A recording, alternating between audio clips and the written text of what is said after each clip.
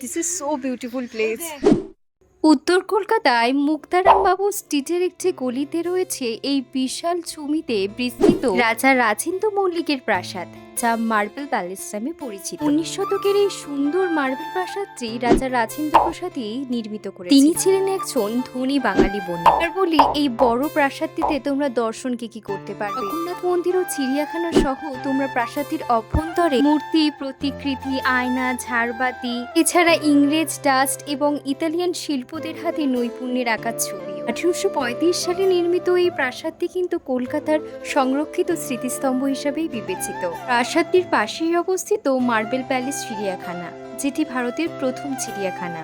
এখানে প্রাথমিকভাবে ময়ূর, টোকান, মানিকচোর ও সারস সহ পক্ষীশালা রয়েছে।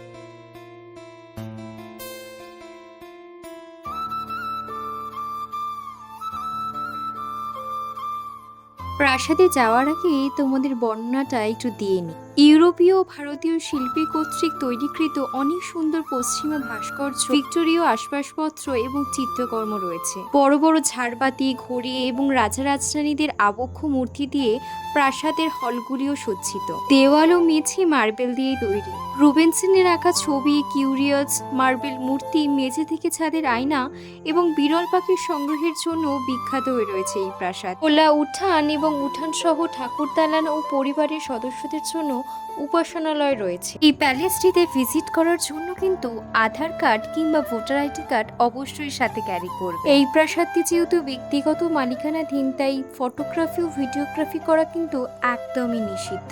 সোমবার ও বৃহস্পতিবার ব্যতীত 10টা থেকে 4টে অবধি খোলা থাকে এই প্রাসাদ। এই প্রাসাদটিতে কিন্তু বাসন্তী পুজো, সন্ধি পুজো ও কালী পুজোও হয়ে থাকে। ভিডিওটা ভালো লাগলে লাইক আর চ্যানেলকে সাবস্ক্রাইব করতে একদমই ভুলো না।